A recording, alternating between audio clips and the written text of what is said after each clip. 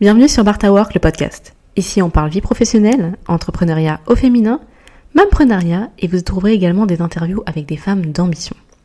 Je m'appelle Stécie et je suis fondatrice de Barta Work. J'aide les porteurs de projets et entrepreneurs dans des problématiques variées, telles que la définition de leur projet, l'élaboration de leur stratégie marketing ou encore la mise en place d'un service client de qualité. Aujourd'hui, je partage avec vous mon expérience de maman entrepreneur et comment est-ce que j'ai vécu cette première année en tant que maman et créatrice d'entreprise. Avant de commencer l'épisode, je t'invite à t'abonner également à ma newsletter, le lien est en description. Dans cette newsletter, je propose du contenu exclusivement réservé à mes abonnés, dont des vidéos orientées marketing et communication avec des business cases ou des conseils qui pourront être utiles pour ton business. Bonjour tout le monde, j'espère que vous allez bien en cette nouvelle année 2021. En général, on a tendance à dire un petit peu, voilà, New Year, New Me, bonne année, bonne santé, prospérité, etc., etc. Je pense que là, on va se contenter juste de se dire, voilà, que 2021 ne soit pas pire que 2020. Ce sera déjà bien. Alors, l'épisode d'aujourd'hui n'était pas prévu. J'ai changé mes plans un peu à la dernière minute, alors que j'étais en train de travailler sur l'épisode qui devait sortir initialement. Et là, maintenant que mon acolyte a eu ses 1 an récemment, je me suis vraiment rendu compte du chemin parcouru et il m'a semblé intéressant de le partager avec toi. D'autant plus si tu es dans cette situation, sait-on jamais, peut-être que mon expérience pourra t'aider et te motiver. Il y a quelques mois, j'étais tombée sur la série d'épisodes du podcast de Doreen Baker, Entrepreneur Life, où elle évoquait sa grossesse puis son postpartum tout en étant entrepreneur. Ces épisodes étaient super intéressants, je crois que je les ai écoutés quand mon fils avait 7-8 mois. Et sa fille, elle est du même mois que mon fils. En revanche, on a des expériences totalement différentes. C'est ce qui m'a inspirée et poussée à en parler aujourd'hui avec toi. Alors pour commencer, j'ai eu une grossesse sans trop de soucis. J'ai pas particulièrement apprécié la grossesse, mais je l'ai pas détestée non plus. Voilà, j'ai eu de très fortes nausées au premier trimestre, ainsi que des migraines quotidiennes en raison de ma charge de travail. À ce moment-là, j'étais salariée. Et j'avais des collègues qui étaient en congé, donc c'était un petit peu le rush. J'étais seule à gérer, il fallait que je gère ma stagiaire, mes clients, sans exagérer. À l'époque, je recevais 90 mails par jour. On était sur une période de haute saison, sans compter les appels, les tâches annexes, les contrats, enfin voilà, c'était une galère. Et parfois, il m'arrivait de travailler 10 heures sans relâche, clairement, sans prendre forcément de pause ou autre. Étant responsable d'agence, il m'était juste inconcevable de m'arrêter. D'autant plus que personne n'était au courant de ma grossesse puisque j'étais au premier trimestre. Alors si j'en parle, c'est parce que ça a été vraiment un des derniers points décisifs dans ma volonté de quitter le monde de l'entreprise. Et c'est là où j'ai réalisé que j'étais bien trop impliquée pour une entreprise qui n'était pas la mienne.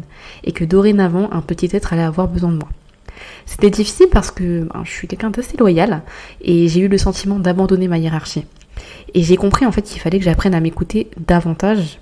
Autrement, qui le ferait en fait, clairement. Donc ma grossesse, elle est vraiment tombée à point nommé. J'avais ce besoin de me recentrer sur mes envies, mes rêves et surtout j'avais vraiment besoin d'être stimulée intellectuellement. Comme je l'avais dit dans le premier épisode, je crois, j'avais mis mes projets entrepreneuriaux en pause pour me consacrer en fait à mon poste de responsable d'agence. Et voilà, du coup, il fallait que je reprenne vie et goût dans mes passions initiales. Donc même à ce stade de la grossesse, j'avais pas prévu de quitter l'entreprise si tôt. Mon but, c'était de prolonger mon congé maternité jusqu'aux 5 mois de mon bébé, avec justement mes congés payés. Donc le congé maternité plus le congé payé, on arrivait à 5 mois de grossesse, puis de reprendre 5 mois de mon bébé, puis de reprendre soit avec des horaires qui me permettaient de finir tôt l'après-midi, comme j'en avais l'habitude, puis de négocier quelques jours de télétravail et de quitter l'entreprise d'ici l'entrée à l'école de mon acolyte, donc au bout de 3 ans. Spoiler alert, c'était pas du tout ce qui s'est produit. Donc passons. Quelques mois après, j'accouche en décembre 2019, et là t'es pris dans un tumulte en fait, où tout est chamboulé, tout est remis en question. En ce qui concerne mon fils, le modèle de bébé que tu poses 20 heures sur 24 et qui ne fait que dormir, tu oublies. Et ce, dès la maternité. Donc il n'arrivait pas à s'endormir sauf en étant posé littéralement sur moi. Donc pour des raisons de survie, tu t'adaptes. T'as besoin toi aussi de dormir. Déjà que je pouvais pas manger, aller aux toilettes. Parfois il fallait bien que je comble au moins un besoin primaire qui était de dormir. Donc le premier mois, il dormait soit sur moi, soit sur mon mari. Sachant que mon mari était réveillé la nuit, on a un rythme différent. Du coup voilà, c'était quand même plus ou moins safe, vous inquiétez pas, on le surveillait. Il y avait de la surveillance en tout cas. Donc, sans compter les coliques, pleurs de décharge et autres joyeusetés merveilleuses de la maternité, les remarques de l'entourage, ton corps qui a changé, les hormones. Voilà, On est sur un feu d'artifice là, grande chose. Donc les mois passent et je comprends de plus en plus qu'il va être très compliqué pour moi de retourner travailler. J'ai eu écho en fait que je ne pourrais reprendre les horaires que j'avais avant d'accoucher et que si je revenais, je finirais bien plus tard, ce qui me permettrait pas du coup de voir mon fils, surtout avec les embouteillages rencontrés à ces horaires-là. Et mon fils, il était vraiment très accroché à moi, littéralement. On pouvait pas faire plus accroché que lui. Donc voilà, ne serait-ce que sortir 30 minutes pour faire une course sans lui, il hurlait avec son père jusqu'à mon retour. Donc j'ai hérité d'un bébé hypersensible, et même hypersensible, ça va jusqu'au bruit en fait. Il se réveillait dès qu'il sentait que je m'éloignais de lui, et d'autres caractéristiques qui m'ont confirmé le fait que mon bébé était un baby, ce qu'on appelle du coup un bébé aux besoins intenses. Alors les siestes de 2 heures, une utopie. 30 minutes, c'était déjà extraordinaire. Et impérativement dans les bras jusqu'à ses 5 mois. Ensuite, il a accepté que je le pose dans le lit. Le bébé qui s'endort en voiture, alors là, une légende absolue. Mon fils, il hurle à chaque trajet en voiture. Je dis bien à chaque trajet et jusqu'à présent. Discuter pendant que ton bébé il dort, alors là, est-ce réel ? Clairement. Est-ce qu'on est dans la réalité ?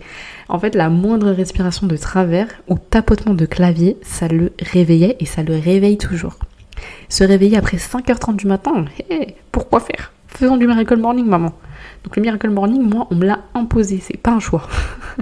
Donc tu l'auras compris, j'ai pas tiré le modèle de bébé qui fait 12 heures de sommeil, qui dit jamais rien, qu'on peut amener partout, qui joue tout seul.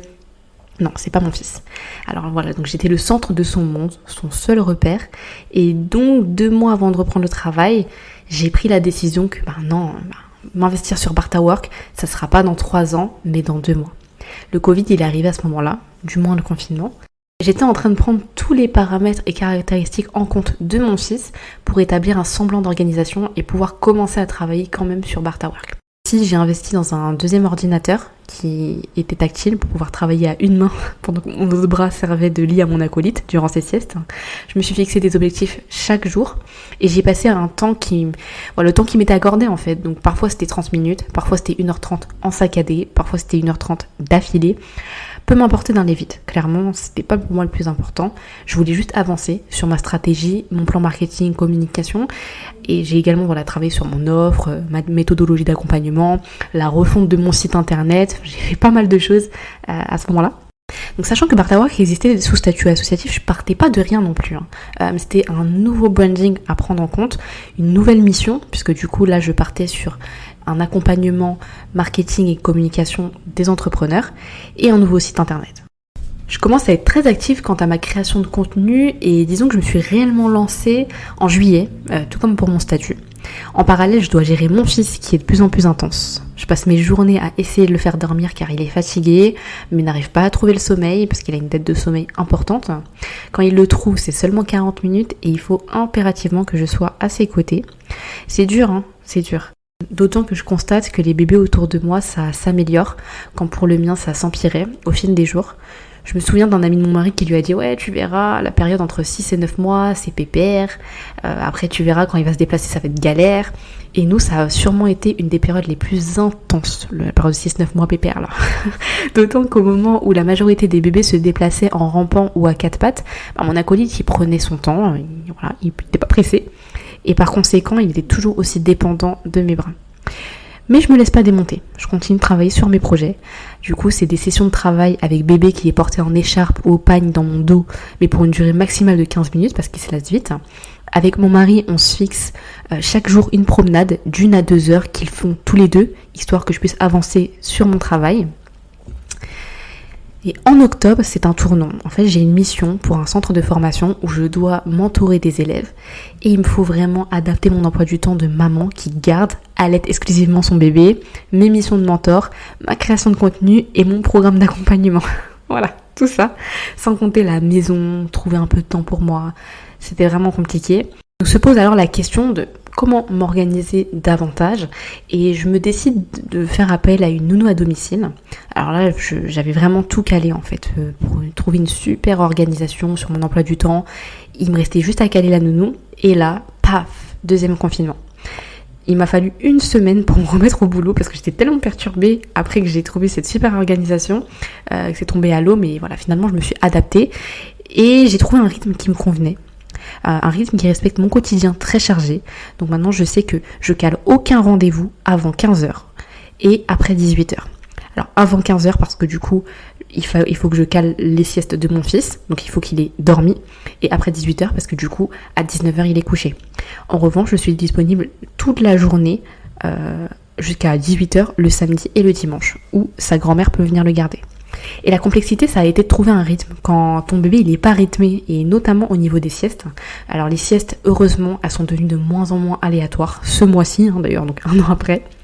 Et s'adapter aussi aux périodes d'amélioration, de régression, entre les dents, les pics de croissance, les maladies, voilà. Il faut toujours s'adapter.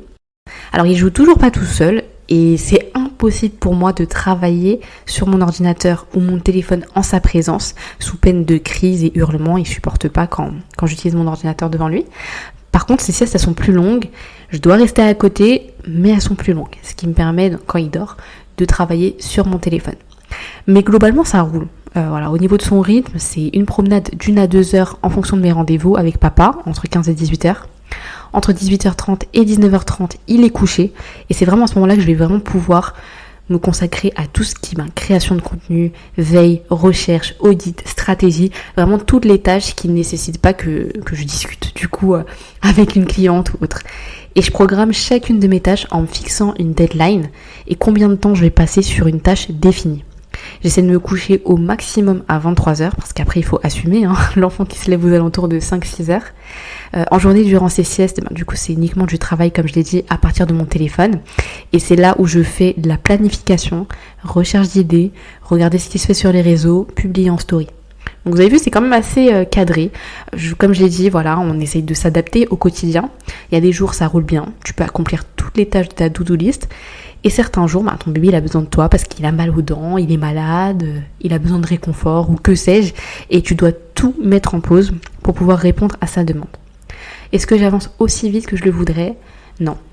Mais je prends en compte le fait que j'ai pas les mêmes cartes que d'autres entrepreneurs qui peuvent se consacrer à ça toute la journée, ou d'autres mampreneurs qui ont peut-être un bébé qui a un rythme plus facile, plus régulier, qui peuvent travailler en dehors de la chambre de bébé parce qu'il n'a pas besoin qu'on soit à côté pour dormir.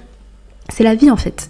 Mais j'ai pas envie que ça m'empêche d'avancer sur mes projets. Comme je l'ai dit, ça m'a permis de développer une capacité d'adaptation incroyable. Alors j'accélérerai le rythme à son entrée à l'école, mais l'essentiel pour moi, comme je l'ai dit, c'est vraiment d'avancer comme je le peux avec les cartes qui m'ont été données. Et malgré les difficultés, je suis assez fière de moi parce que c'est sûrement l'année où je me suis le plus écoutée et où j'ai le plus progressé à tout niveau. Mon fils, il me challenge au quotidien. C'est dur, je le répète, mais grâce à lui, je me surpasse. J'ai appris à travailler de manière hyper efficace en un temps limité. Donc merci mon acolyte, je suis pas sûre que j'en aurais fait autant sans lui. Mais maintenant, je suis convaincue de tout mon potentiel et j'en suis fière. Merci d'avoir écouté ce 5e épisode de Barta Work, le podcast un peu plus personnel, mais j'espère qu'il t'a plu. N'hésite pas à me suivre sur Instagram pour avoir plus d'actualités, notamment en story. Le lien sera en bio ainsi que le lien de mon site web. Comme je l'ai dit en début d'épisode, tu peux t'inscrire également à ma newsletter pour avoir du contenu exclusif. Et tu peux t'abonner si l'épisode t'a plu. Si tu me souhaites me proposer un sujet que tu aimerais voir traité ou que tu aimerais travailler avec moi, tu peux également me contacter sur Instagram ou à l'adresse contact@bartawork.com. Je te dis à bientôt pour un nouvel épisode.